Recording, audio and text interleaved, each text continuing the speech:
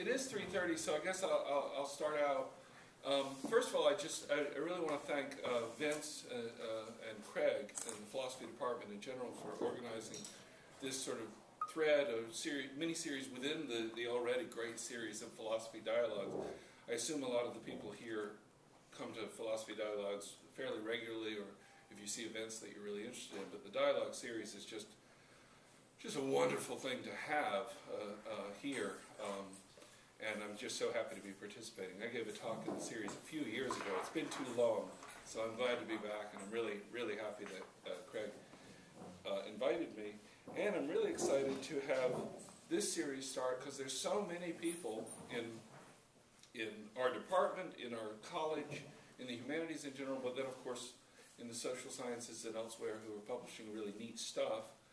If they're in book fields, maybe books, but also, of course, articles and artistic projects and other things.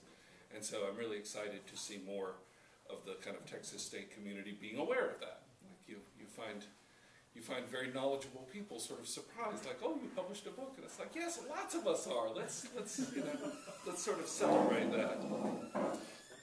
And this particular book that I'm going to talk about today is a book that came out last June called Fredric Jameson, The Project of Dialectical Criticism.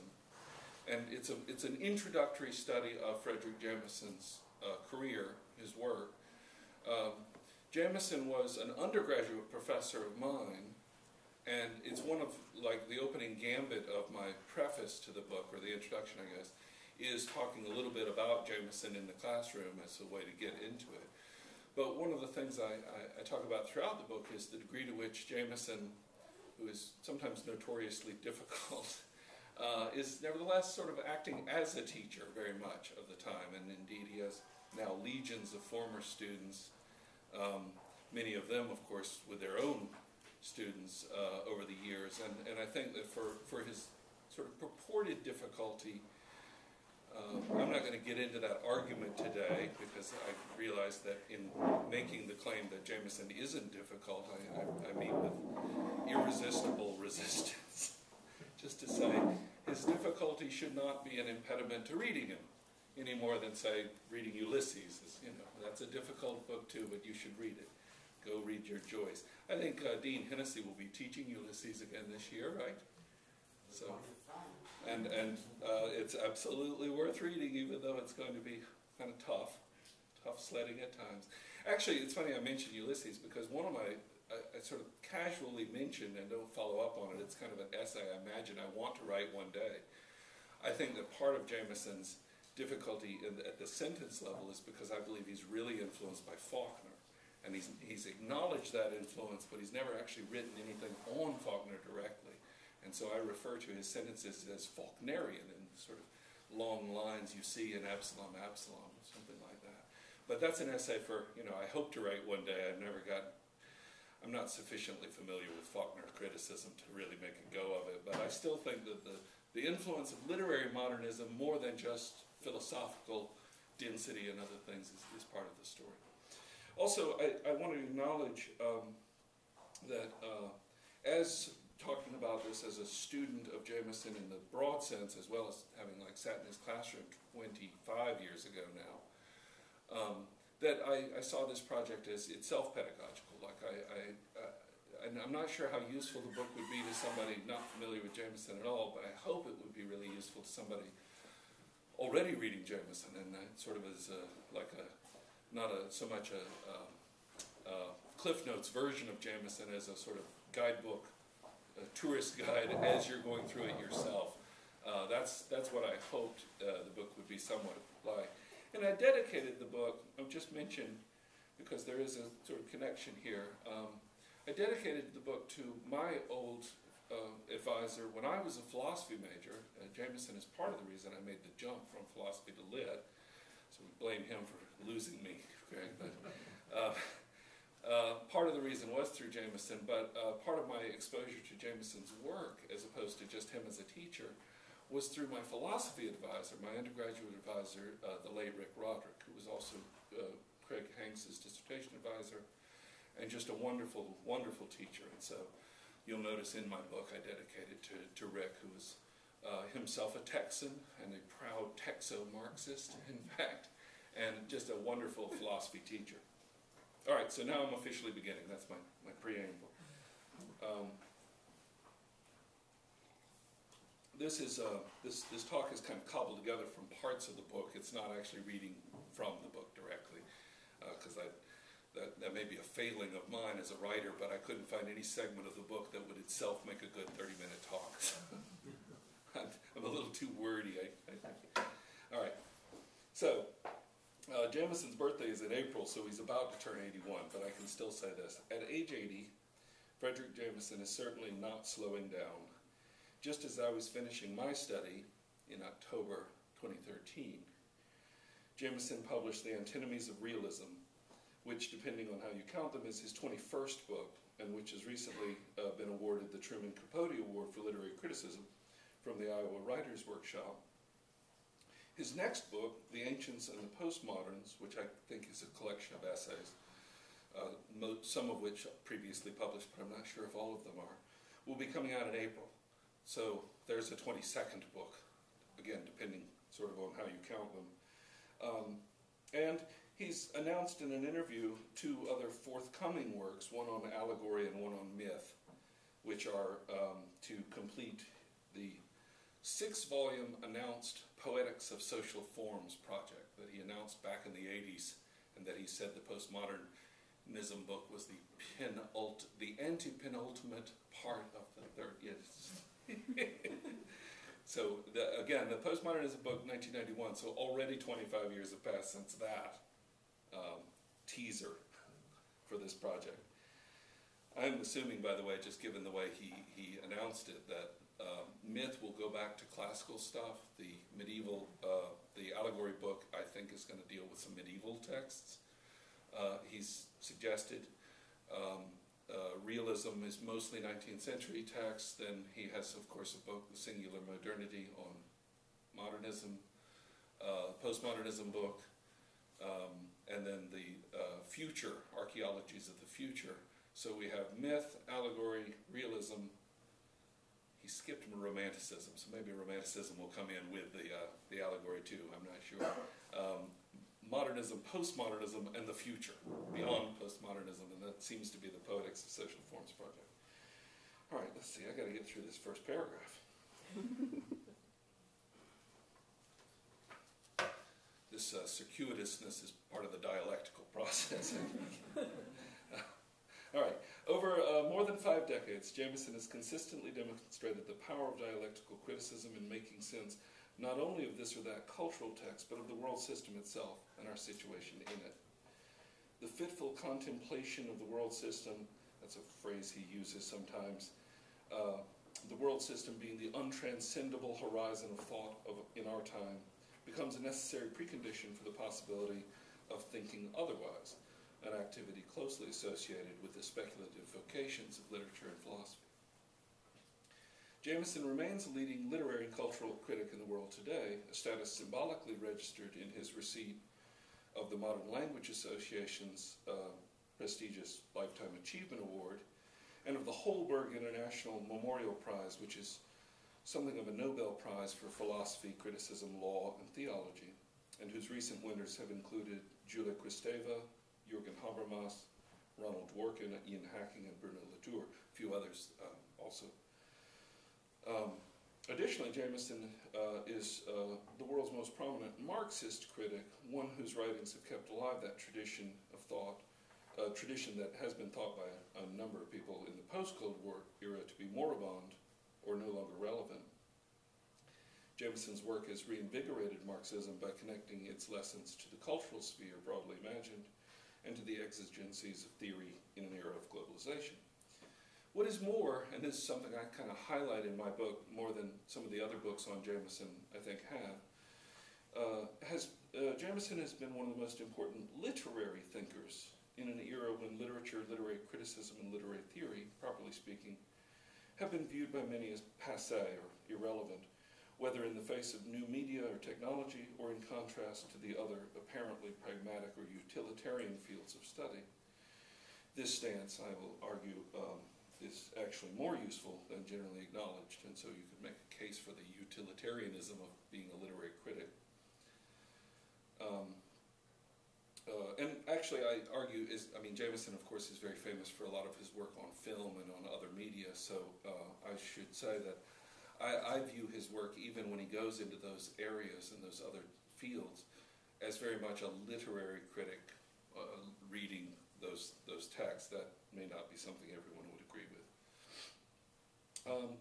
In his position as a great literary critic, for example, Terry Eagleton has enshrined him in a pantheon of modern critical theory, as Eagleton put it in a 2009 essay. Quote, "There is surely no doubt that Fredric Jameson is not only an eminent critic, but a great one, fit to assume his place in a roll call of illustrious names, stretching from Edmund Wilson, Kenneth Burke, F.R. Leavis, and Northrop Frye to I.A. Richards, William Empson, and Paul DeMott. If you don't know those names, you should go look them up, because they're great critics." Still quoting Eagleton, "Even this is to limit the judgment to Anglophone colleagues only, whereas the true field of comparison ranges much more widely. No scholar today can match Jameson's versatility, encyclopedic erudition, imaginative brio, or prodigious intellectual energy. In an age when literary criticism, like so much else, has suffered something of a downturn, with forlornly few outstanding figures in the field, Jameson looms like a holdover from a grander cultural epoch altogether, a refugee from the era of Schlafsky and Auerbach, Jacobson and Barth, who is nonetheless absolutely contemporary," end quote. So Eagleton identifies a curious aspect of Jameson's entire body of work, that is, its simultaneous evocation of an august past and an engagement with an utterly present, even seemingly near future condition, postmodern after all. This most postmodern of theorists is also among the last of the great cultural critics of yore. Some of you probably know this. Jameson's, one of his teachers, actually his undergraduate sort of advisor at Haverford College back in the early 50s, was Wayne Booth, speaking of sort of the lineage of great literary critics of the 20th century. And one of the members of his graduate committee was Eric Auerbach himself at Yale in the 50s. And so he comes out of a sort of great rhetorical and philological tradition that I think a lot of people, because they sort of just go ahead and throw him into the Marxist category, sometimes ignore. But I think he has been, in some respects, true to a kind of almost old-fashioned European literary criticism of the Leo Spitzer and Robert Ernst Curtius, and Auerbach tradition. Again, these are names you need to look up if you haven't. These are great literary critics of the 20th century. See, you get a whole history of criticism class today. Which is another thing Jameson is good for. Okay, so I want to talk a little bit about this blend of the old-fashioned with the absolute cutting edge, which is a sort of feature of Jameson's project, which may also be explained as sort of sheer ambition and reach, his desire to sort of write about everything. So in my book, in Fredric Jameson, The Project of Dialectical Criticism, I suggest that Jameson's career might best be viewed as a cultural cartography of the world system, figuratively speaking. It's an attempt to map the totality of postmodern social relations as they may be disclosed through a variety of forms, particularly forms of narrative. Jameson's work has involved, quote, and I'm quoting Jameson himself here, a continuous and lifelong meditation on narrative, on its basic structures, its relationship to the reality it expresses, and its epistemological value when compared with other more abstract or philosophical modes of understanding. Now that quote, Jameson's not talking about himself. That's actually Jameson in 1971 talking about Georg Lukács, the Hungarian literary critic and philosopher. But I recall that quote and recall thinking how apt it would be to apply to actually Jameson's project too. Part of what I'm talking about today is how talking about Jameson's, even his early work seems to connect up to the late, and maybe that's part of his whole Hegelian thing. But in any event, this attempt to have a lifelong meditation on narrative seems to be typified Jameson's project as well. Across more than 20 books and hundreds of articles, Jameson has been remarkably consistent, maintaining his particular project of dialectical Marxist criticism while continually assessing ever-new cultural, intellectual, and social phenomena.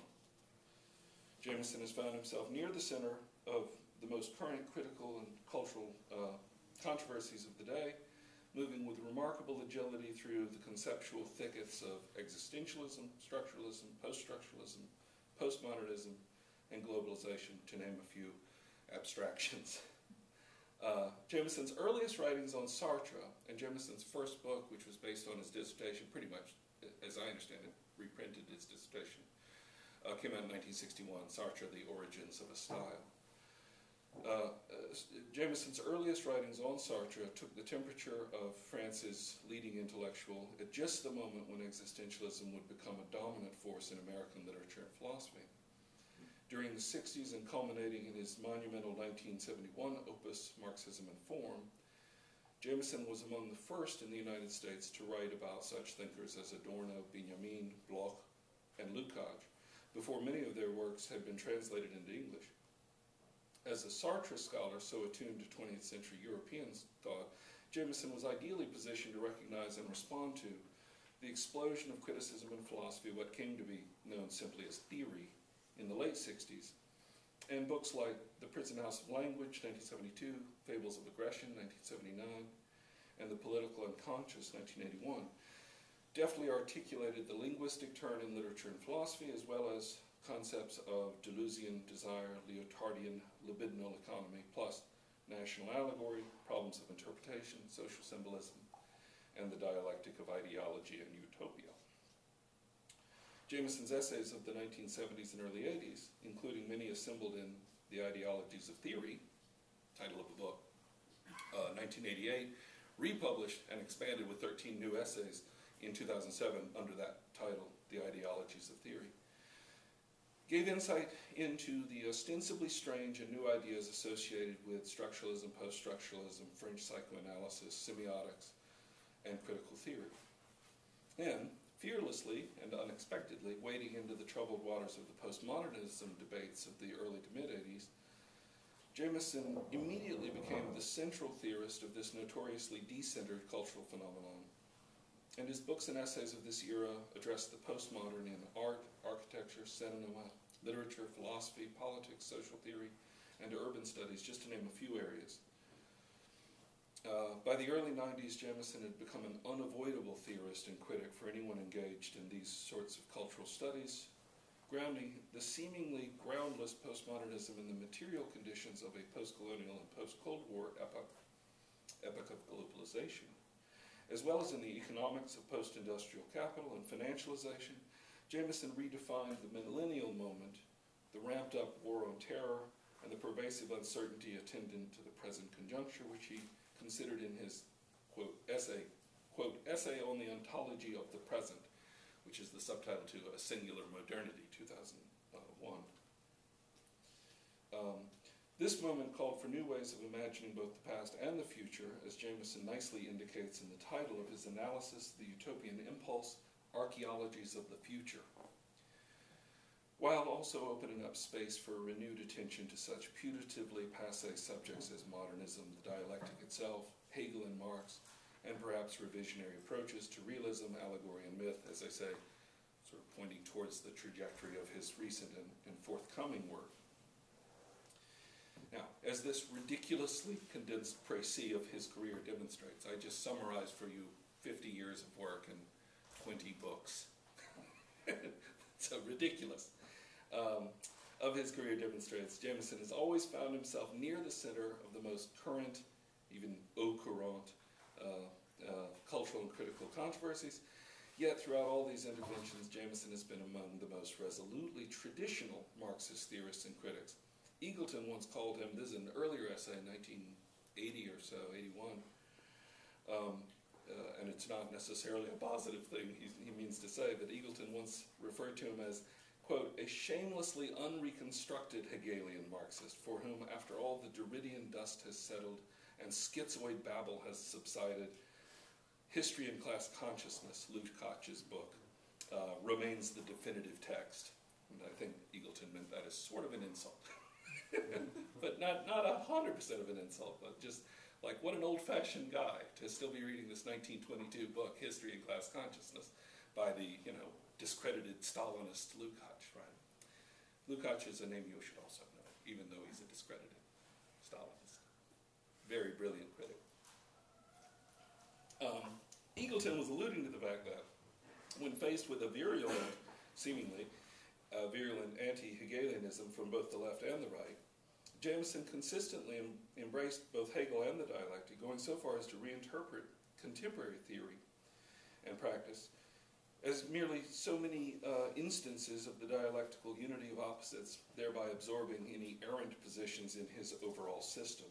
To put it less charitably, as I once heard a critic describe him, Jameson embraces all things, but like a python, squeezing the life out of them.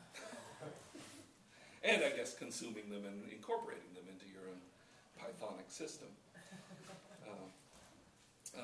While engaging in inquiries ranging from narrative fiction and critical theory to film and television architecture, art history, I've already said this, Colin McCabe once wrote that nothing cultural is alien to him.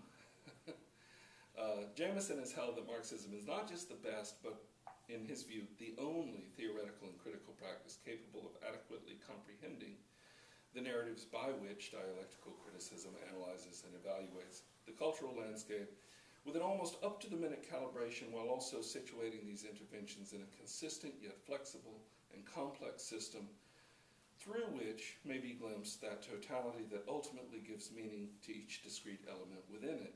That is a long sentence. And here's where I say the Faulknerian long line with its breathless gerundives and interminable dependent clauses. This is a line from Jameson's postmodernism book. I also note that Jameson gave me a blurb for the back of my book. Some of you have seen it, the endorsement on the back from Fred Jameson, which is very nice, and I liked a lot. But I also noted that the sentence, the first sentence of his blurb is 63 words long. So he's very consistent even in blurbing to have fairly long sentences. So I apologize for my very long Jamesonian sentence there. In this way, Jameson seems to be a hip, ultra-contemporary postmodern theorist and a traditional, almost 19th century thinker all at once. Additionally, as I said, Jameson has been committed to a properly literary critical project, even when he ventures into other fields. In a somewhat post-literary age, with media theory, cultural studies usurping roles previously played by literary criticism and history, Jameson's work, especially his attention to narrative, to form, genre, tropes, this work appears to represent an almost perversely Luddite perspective, something he's joked about at times. In fact, in the postmodernism book, he joked that even talking about film and video was probably passé, since television would have clearly gone past them all. And actually, one of the essays that's going to be in the forthcoming book, but it already came out a couple of years ago, is on The Wire. And of course, as a lot of people have written now, The Wire is the TV series. The Wire is sort of new kind of realism, more heightened than even 19th century realism. So a lot of critics are, without any shame whatsoever, watching DVDs instead of reading Trollope like they should be, or something like that, reading George Eliot. So anyhow, I do know that he does write some on TV, so long as it's sufficiently impressive, I guess. As I said, whenever he goes into these other areas, I argue he does so as a literary critic, paying closest attention to the forms and functions normally associated with narrative fiction. Despite his remarkable breadth of inquiry, Jameson in some respects remains the student of Erich Feuerbach, his teacher in grad school at Yale in the 50s, and of the great philological tradition of the early 20th century. From his earliest writings to his most recent, Jameson has been concerned above all with the ways in which individual expressions, sentences in fact, relate to forms, which in turn derive their force and significance from the totality of social, political, and economic relations at work in a given mode of production. For Jameson, the critical perspective peculiar to literary criticism enables a properly Marxist critique of the world system. This is, of course, a somewhat perverse thing to say, because it's the old argument like, how does a new reading of a French novel actually help the working class, right? And in some respects, it sort of doesn't. In some very obvious respects, it doesn't. But Jameson makes the argument that there's there's a sort of division of labor even within the class struggle, and some of those labors involve critique of representation of whatnot. And at any rate, I don't want to get into that debate too much. Just to say that Jameson sees nothing, understandably, I guess, in his case, but sees nothing odd about the literary critical aspect of kind of Marxist political criticism. So, in this, I'm stepping on my own lines here. In this, Jameson has at times been criticized, and some have justifiably wondered how an innovative analysis of 19th century French novel or the articulation of a hermeneutic theory could possibly further a Marxist agenda. But this literariness, in fact, comports with Jameson's Marxism and his overall project. In Jameson's view, the existential condition of personal and social life in societies organized under the capitalist mode of production necessarily requires a form of interpretative or allegorical activity, which ultimately means that the task of making sense of one's world falls into the traditional bailiwick of literary criticism, interpretation, reading. Literary texts come to the reader as already constructed objects situated in a complex literary and social history, and therefore cannot necessarily be read literally, even if that's the preferred approach, since even a literal reading will involve some forms of interpretation. Just so, our interpretation of the social text, that is the world in which we live, will also require a kind of meta-commentary, to invoke another famous Jamesonian concept. As Jameson explains in The Political Unconscious from 1981, quote, "No society has ever been quite so mystified in quite so many ways as our own, saturated as it is with messages and information, the very vehicles of mystification, language, as Talleyrand put it, having been given us in order to conceal our thoughts. If everything were transparent, then no ideology would be possible, and no domination either. Evidently, that is not our case," end quote. So because narratives are form-giving forms by which individual and collective subjects make sense of the world, the project of a literary critic coincides with that of other sense-making systems, such as religion, philosophy, science, others.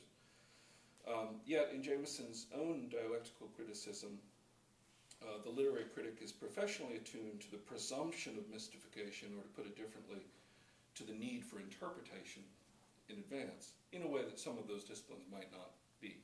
Obviously, some are. Marx's famous 11th thesis on Feuerbach, famous I assume, but I'll quote it anyhow, "The philosophers have only interpreted the world in various ways, the point is to change it."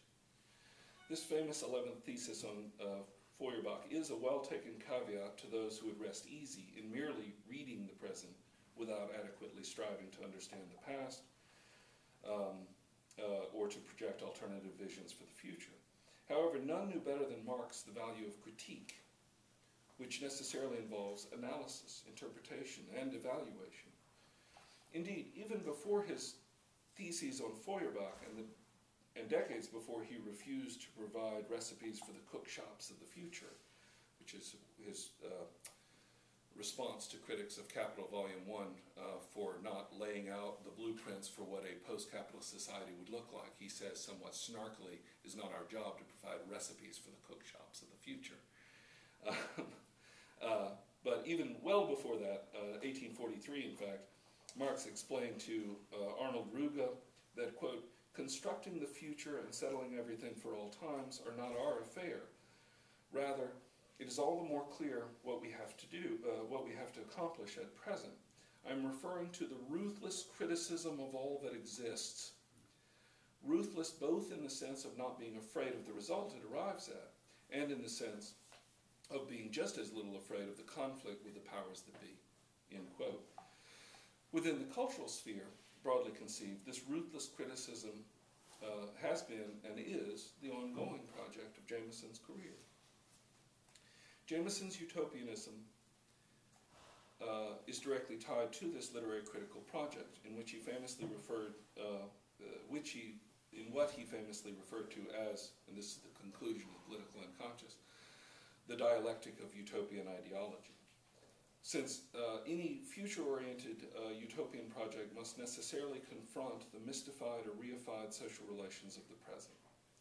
In the end, the old tension within Marxism between voluntarism and determinism, between the activity of class struggle and the structural form of the mode of production, or perhaps simply between politics and history, likely remain in some sort of productive tension in the labors of the Marxist critic. Any attempt to formulate a radically different future must first and always come to terms with a scarcely representable system in which we find ourselves. Jameson summarizes the problem and its constantly evolving solution in a passage from The Valences of the Dialectic, 2009, where he demonstrates the utopian impulse animating the critical endeavor itself. So this is another somewhat lengthy quote, not too bad. I'm almost done. So quoting Jameson, "A Marxist politics is a utopian project for for transforming the world and replacing a capitalist mode of production with a radically different one. But it is also a conception of historical dynamics in which it is posited that the whole new world is also objectively in emergence all around us, and without our necessarily at once perceiving it. So that alongside our conscious praxis and our strategies for producing change, we may also take a more receptive and interpretive stance in which, with the proper instruments and registering apparatus, we may detect the allegorical stirrings of a different state of things, the imperceptible and even immemorial ripenings of the seeds of time, the subliminal and subcutaneous eruptions of whole new forms of life and social relations." End quote. Seeds of time, some of you know, is a reference to Macbeth. And I think it's Banquo asked the sisters, the witches, if they can read the seeds of time and see into the future, something like that. And Jameson used that as a book title for his 1994 book, The Seeds of Time. See, I got Shakespeare in here. I knew I would. The project of dialectical criticism, therefore, involves the patient, meticulous, and attentive reading of the situation in which we find ourselves. But in this analytic and interpretive activity also lie the revolutionary forces of current and future struggles. Cultural theory cannot replace revolutionary theorizing any more than cultural practice could replace revolutionary praxis. However, to modify Marx's great dictum and apply it to the present age of globalization, critical theorists must somehow find a way to interpret the world if they have any hope of changing it.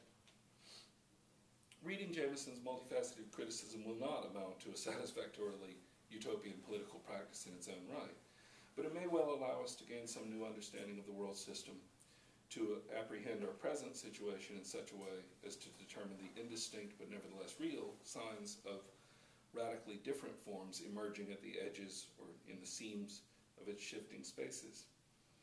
We may thereby descry in Jameson's project some promising vista into the past as well as a glimmer of a future form embedded in the all-too-present situation in which we find ourselves. If anyone has earned the right to rest on his well-earned laurels, it's Jameson. Yet its tireless and joyful labors themselves offer an instructive example to Marxists engaged in their own ruthless critiques of all that exist. Jameson's multivalent Marxism requires that we try to understand or to map the totality in order to make sense of our apparently local and timely situations. This requires, quote, saying everything simultaneously, an impossible task but no less worthy of the attempt. The model for such a project, of course, is provided by Jameson himself, as both a stylist and a teacher, even down to the level of his meticulous diction and carefully crafted sentences. For instance, in a review of Valences of the Dialectic, Benjamin Kunkel has pointed out that Jameson's prose frequently employs the word meanwhile.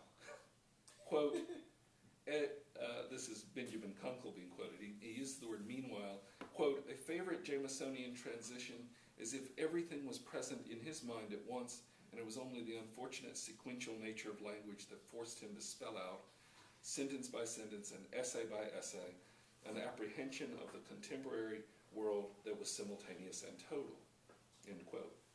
Not surprisingly, Jameson's content merges with his form, dramatizing the unity of opposites and, therefore, persistently advancing his own sustained vision of Marxist critical theory.